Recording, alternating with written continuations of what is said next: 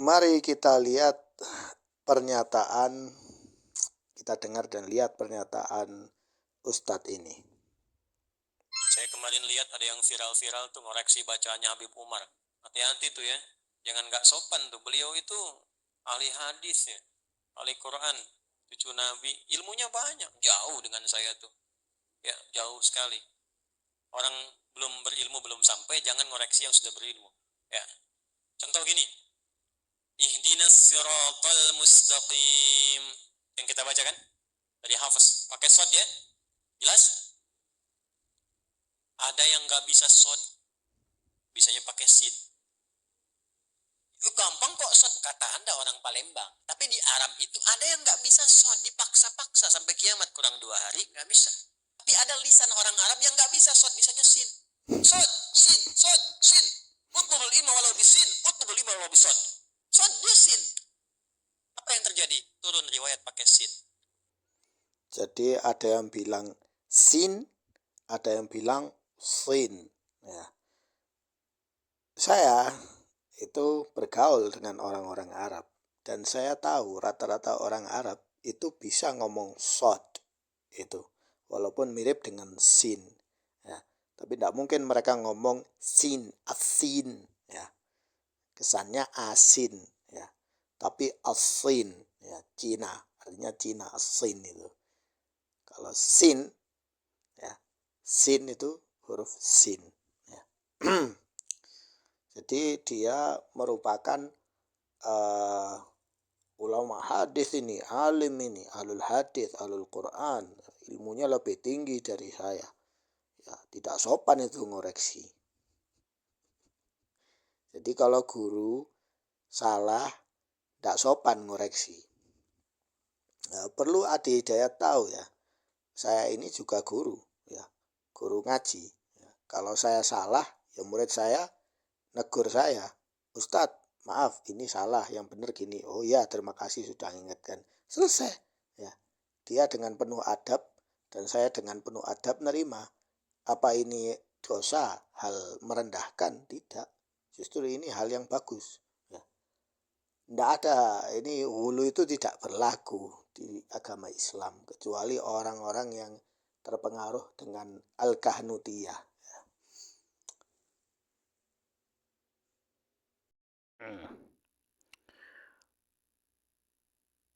Ini juga Adi Hidayat berkataan seperti ini. Kalau ada orang menolak maulid dalam arti waktu kelahirannya, maka dia telah ingkar pada Nabi Muhammad. Nah, terus dia bilang maulid itu waktunya kelahiran maulud, itu bayinya. Jadi kalau menolak maulid Nabi artinya menolak kelahiran Nabi. La haula wala quwata illa billah. Ini orang terlalu semangat ya. Baik, lanjut. Kemudian maulid Nabi tidak ada hukumnya. Yang ada adalah bagaimana kita menyikapi kelahiran Nabi. Jadi maulid itu tidak ada hukumnya. Maulid ini maksudnya apa? Gitu. Hukum itu bukan pada benda atau waktu. Hukum terletak pada perbuatan yang melekat padanya. Hukum bukan pada benda dan waktu, tapi terletak pada perbuatan yang melekat padanya. Ini kaidah apa ini? Ya, bisa diperjelas Ustadz Adi Hidayat. Kemudian karena itu hukum menyikapi kelahiran Nabi bukan bid'ah. Justru menjadi amal soleh sesuai niat dan caranya. Jadi ini logika racian buatan Ustadz Adi Hidayat. Ya, yang oleh orang-orang dianggap ini adalah racikan tasyrik seperti ini yang bagus dan mantap. Nah, kemudian dia juga ini adalah kaidah buatan Ustadz Adi Hidayat. Ya. Allah alam ini benar atau tidak, ya, supaya orang saya tidak mau salah menyatakan hal ini, ya. Tetapi wallahu alam, apakah ini hukum resmi atau sekedar pendapat beliau, ya. Kalau ada orang menolak maulid dalam arti waktu kelahirannya, maka dia telah ingkar pada Nabi. Aslinya semua orang tahu Nabi Muhammad itu lahir, ya. Semua orang Muslim tahu, termasuk para sahabat, tabi'in dan tabi'ut tabi'in. Hanya saja mereka khilaf masalah tanggal berapa persisnya beliau lahir. Itu khilaf mu'tabar, ya, bukan sebuah ijma, ya. Mereka ijma bahwa memang Rasulullah Nabi dilahirkan manusia, basyaron rasulah. Ya, betul, ya. Kemudian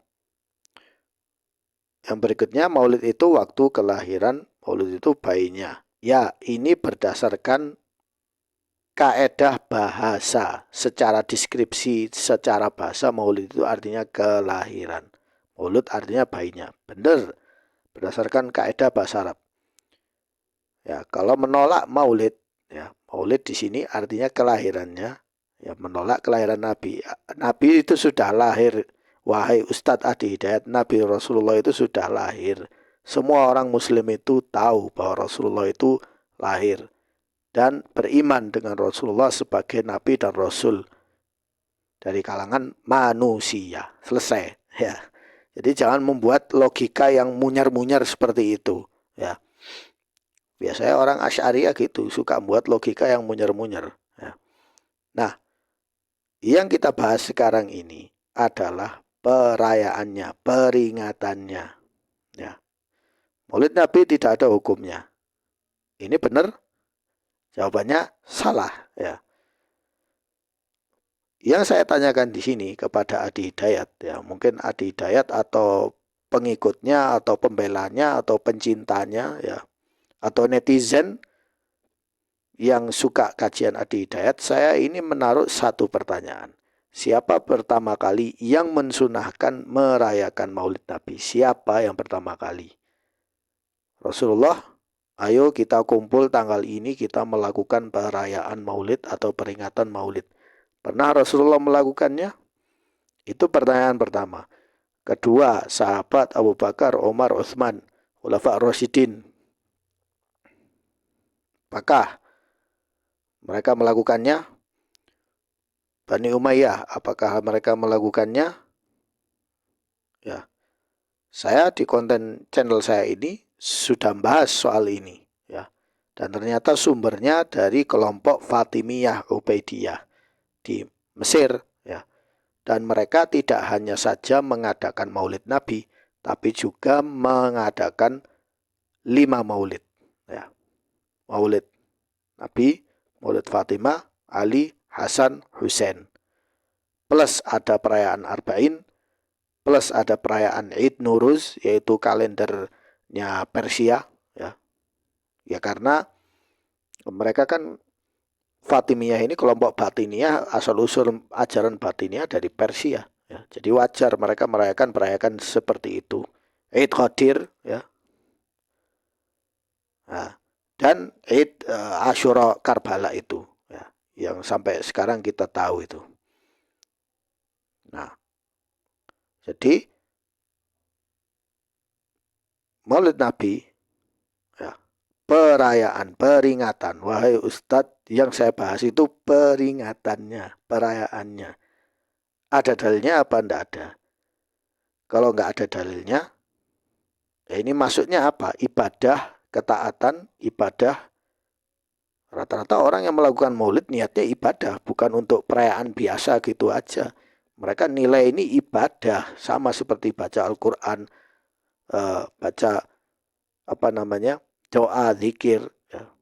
Mereka bilang ini ritual ibadah, ya. Bukan hanya perayaan biasa gitu, meeting ketemu, ya. Bukan, ya. Atau sekedar menyampaikan syair begitu aja, enggak. Ini mereka anggap sebagai ritual, ini ibadah. Nah, di situ masalahnya, di situ melakukan tasyrik yang Rasulullah tidak melakukan. Nah, sumbernya dari mana harus kita cari, ya. Terus perkataan Anda hukum itu bukan pada benda atau waktu, melainkan terletak pada perbuatan yang melekat padanya. Ini juga salah. Ya. Contohnya, sholat. Sholat subuh, itu waktunya kapan? Hukum berlakunya sholat subuh itu kapan? Ketika sudah masuk waktu fajar. Ya. Para ulama sudah menentukan. Ya. Kemudian ahli perhitungan astronomis ini, mereka membuat perhitungan seperti ini untuk supaya bisa membantu menentukannya. Waktu sholat duha itu kapan? Ada waktunya. Ya. Jadi tidak bisa misalnya saya habis sholat subuh langsung saya sholat duha. Ya. Hukumnya apa? Ya hukumnya bid'ah.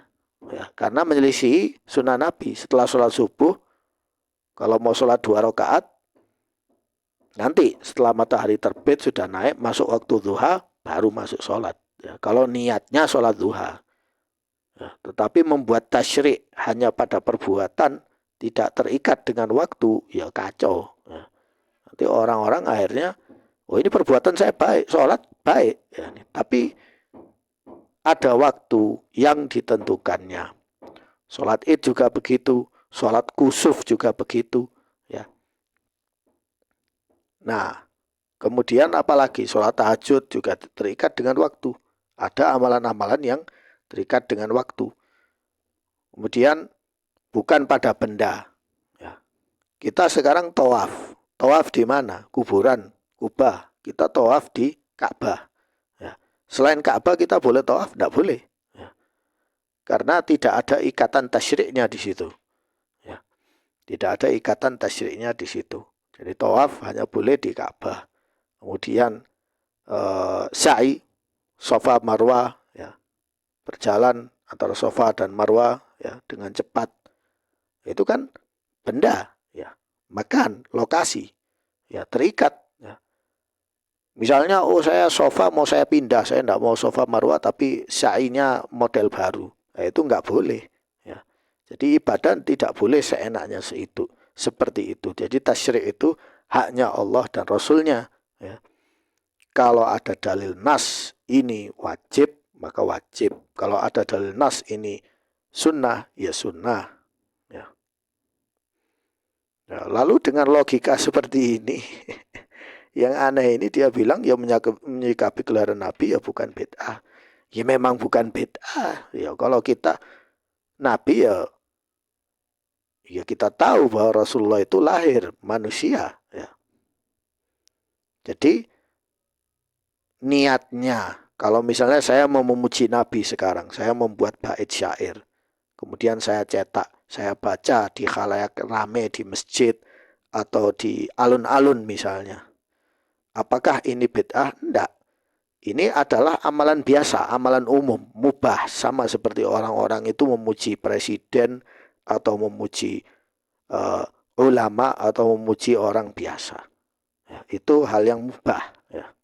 Tapi kalau syair ini berubah menjadi ritual, harus membaca Al-Quran ayat ini, zikir tertentu ini, habis itu harus bangun, habis itu harus duduk, habis itu harus. Jadi sudah ada ritual waktunya ditentukan ini, ya bahkan kalau tidak membaca syair buatan ini nanti termasuk tidak cinta Nabi, ini sudah tasyrik, sudah masuknya tasyrik, mensyariatkan sesuatu yang terikat. Ya. Ya, jadi berubah dari hal yang mubah yang biasa menjadi hal yang sampai tasyrik, sampai derajat hulu. Ya. Bahkan sebagian orang sampai joget-joget kayak orang kesurupan. Ya.